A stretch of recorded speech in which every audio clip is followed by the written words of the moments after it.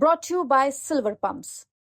Top quality और consistent performance के लिए सिर्फ सिल्वर पंप्स नाम याद रखना।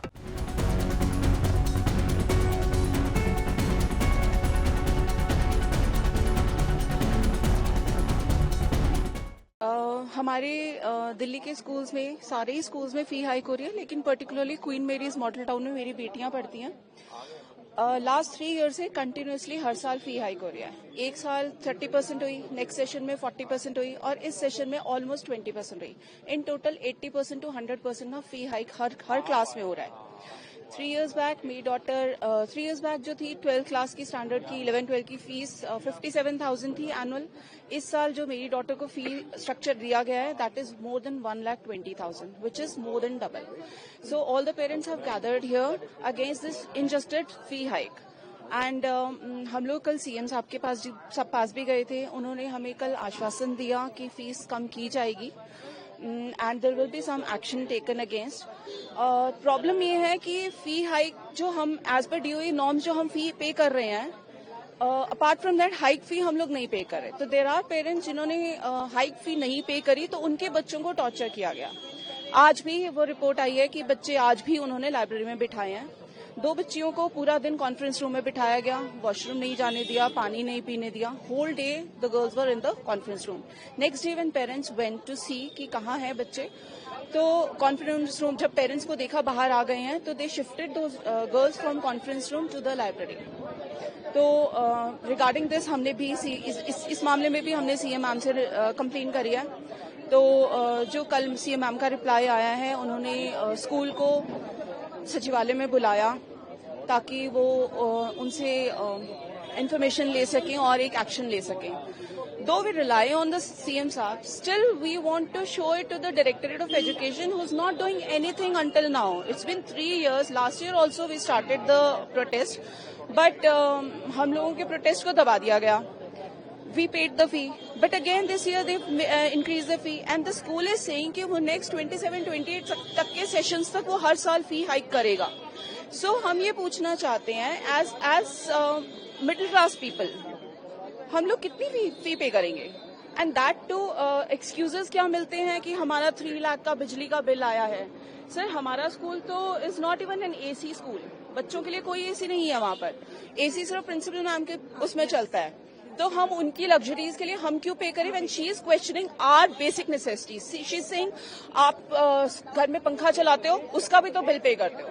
So what is she expecting? Ladies parlour जाती हैं उसका पेमेंट करो। What is she expecting? Is she expecting that we stop her basic necessities and pay for her luxuries? That is not what we are going to do. Exactly. बच्चे रो रहे हैं, they're crying, they're feeling bad. और बच्चों का इसमें कोई role नहीं है सर, रोल इसमें पेरेंट्स का और स्कूल का है। फी हमने पे करनी है, स्कूल को पे करनी है। बच्चों को क्या? बच्चों ने तो कहीं से कमा के नहीं लाने, उन्होंने तो पे नहीं करने। एग्जैक्टली सही, ये कंटिन्यूड रहेगा। जैसे अभी कल हम सिर्फ क्वीन मेरीज के पेरेंट्स थे, आज यहाँ 3-4 स्कूल्स के पेरेंट्स इकट्ठे हुए हैं। हम सारी दिल्ली के पेरेंट्स इकट्ठे होंगे and we will stand united against this fee hike which is fairly unjustified. आज हमारा प्रोटेस्ट करने का सबसे बड़ी वजह है डायरेक्टरेट ऑफ एजुकेशन और दिल्ली सरकार की नाकामी।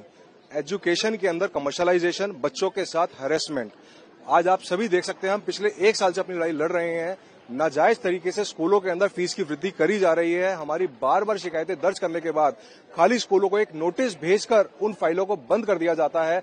हमारे बच्चों के साथ स्कूलों के अंदर जाति करी जा रही है। जैसे कि आप देख सकते हैं, बच्चों को लाइब्रेरी में बिठाया जा रहा है, बच्चों को रिसेप्शन में बिठाया जा रहा है, असेंबली में बच्चों के नाम अनाउंस किए जा रहे हैं, बच्चों को क्लासरूम में टीचर द्वारा अनाउंस किया जा रहा है, बाकी बच्चों द्वारा बुलिंग करी जा रही है। बच्चों को देख, तेरे पापा ने फीस जमा नहीं करी।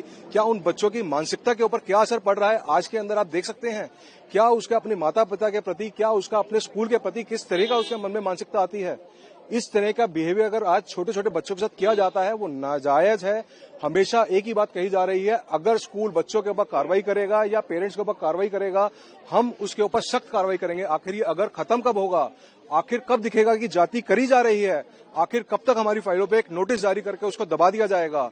आज किस तरीके से एक पेरेंट्स जो कोविड के अंदर सिंगल पेरेंट रह चुके हैं, जिनके फादर एक्सपायर हो चुके हैं, उनकी मदर किस तरीके से स्कूलों के अंदर आज वो बच्चों की फीस भर रही हैं, उनकी हालत क्या है।